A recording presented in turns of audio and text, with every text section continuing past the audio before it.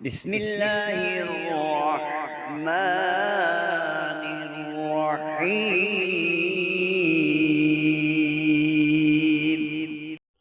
نحمده ونصلي على رسوله الكريم، اما بعد فاعوذ بالله من الشيطان الرجيم، بسم الله الرحمن الرحيم۔ محترم سامعین و ناظرین، زندگی میں انسان پر خوشی بھی آتی ہے، پریشانی بھی آتی ہے۔ خوشی کا موقع تو گزر جاتا ہے اور بہت ہی آسانی سے گزرتا ہے، اور تکلیف کا کہتے ہیں ایک دن بھی جو ہے وہ 1 سال کے برابر ہوتا ہے۔ تکلیف کا وقت گزرتا نہیں ہے، اور ہر بندہ یہی دعا کرتا ہے، یا اللہ میری تکلیفوں سے، پریشانیوں سے اور زمینی اور آسمانی آفتوں سے حفاظت فرما۔ یہ دعا تو ہر بندہ کرتا ہے، لیکن ہوتا وہی ہے جو منظور خدا ہوتا ہے۔ لیکن دعا کی بھی بڑی طاقت ہوتی ہے، دعا کی برکت سے بھی اللہ حفاظت کرتا ہے۔ پھر وظائف کر کے دعا کی جائے تو اس دعا کی طاقت بھی بڑھ جاتی ہے۔ تو اگر کوئی پریشانی ہو یا پریشانی نہ ہو، ڈر تو بندے کو ہوتا ہے نا کہ کہیں کوئی مصیبت نہ آ جائے، کوئی پریشانی نہ آ جائے، کیونکہ وقت ایک سا نہیں رہتا اور انسان بھی ایک حال میں نہیں رہتا۔ وہ تو اللہ کی ذات ہے جو ایک ہی حال ہے، جو حال خوشی کا ہی ہے، کامیابی کا ہی ہے، خیر و برکت کا ہی ہے، کیونکہ سب کچھ اللہ کے قبضہ قدرت کے اندر ہے۔ انسان کے قبضے میں تو کچھ بھی نہیں ہے، یہ تو محتاج ہے، قدم قدم پہ محتاج ہے۔ چلتے چلتے کانٹا بھی چبھ جائے تو وہیں بیٹھ جاتا ہے، اتنا کمزور ہے۔ خلق الانسان ضعیفا، اللہ نے فرمایا انسان تو کمزور ہے، اس کو میں نے کمزور ہی پیدا کیا، لیکن جب صحت ہوتی ہے، تندرستی ہوتی ہے، سب کچھ بھول جاتا ہے۔ یہی کہتا ہے کہ بس میرے جیسا کوئی ہے ہی نہیں۔ یہ چیز نہیں ہونی چاہیے، بلکہ ہر وقت اللہ کا ڈر دل میں رکھنا چاہیے، اور آفات و بلیات سے حفاظت کی دعا بھی کرتے رہنا چاہیے۔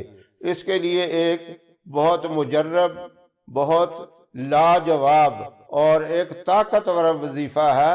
اللہ کا ایک نام ہے صفاتی، جو ایسا نام ہے اس کا پہلے آپ مطلب سمجھیں۔ یا واحدو،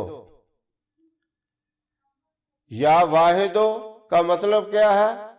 کہ ایک اکیلا وہ اللہ ہی ہے، اور دنیا میں کوئی اکیلا رہ بھی جائے تو پریشان ہو جاتا ہے، اس کا وقت ہی نہیں گزرتا۔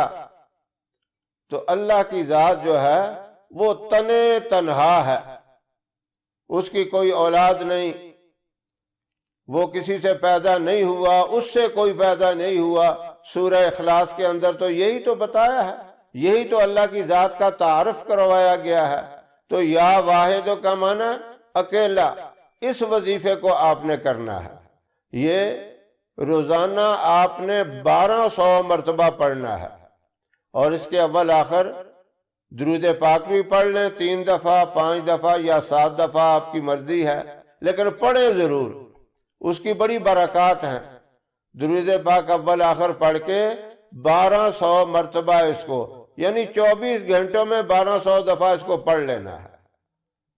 دن میں پڑھیں، رات میں پڑھیں، چلتے پھرتے پڑھیں، بیٹھ کے پڑھیں، جس طرح آپ کا دل چاہتا ہے۔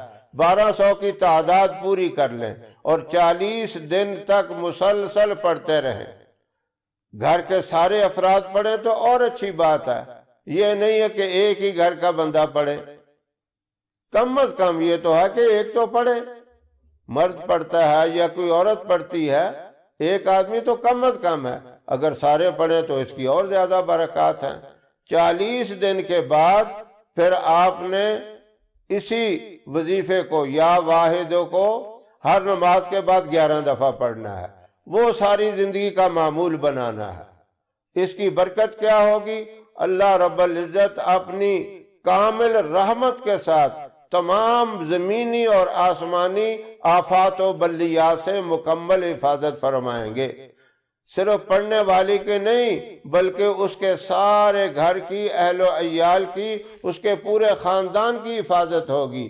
اب یہ اس کے اوپر ڈیپینڈ کرتا ہے، وہ جیسا تصور کر لے گا، پورے گھر کا تصور کرے گا تو سارے گھر کی حفاظت ہوگی، اپنی ذات کا تصور کرے گا تو اکیلے اس کی حفاظت ہوگی، اپنے پورے خاندان، پورے قبیلے کا تصور کر لے گا تو سب کی حفاظت ہوگی۔ بلکہ اصل طریقہ تو یہ ہے، آپ صلی اللہ علیہ وسلم نے فرمایا جو بھی دعا مانگو یا وظیفہ کرو میری پوری امت کے لیے دعا کر لیا کرو، کیونکہ آپ نے اپنی طرف سے تو کچھ دینا نہیں ہے، دینا تو اللہ نے ہے۔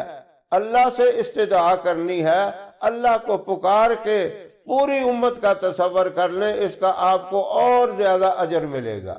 یہ بڑا طاقتور اور بہت ہی مبارک وظیفہ ہے۔ اللہ رب العزت اپنی رحمت کے ساتھ ہم سب کو یہ مبارک وظیفہ کرنے کی توفیق عطا فرمائے اور تمام زمینی اور آسمانی آفات و بلیات سے اللہ حفاظت فرمائے۔ ہماری ویڈیو آپ کو پسند آئے اسے لائک کریں، شیئر کریں، ہمارے چینل کو سبسکرائب ضرور کریں اور ساتھ والے بیل آئیکن بٹن کو دبائیں تاکہ ہماری ہر آنے والی ویڈیوز کی اپ ڈیٹ آپ تک آسانی سے پہنچ سکے۔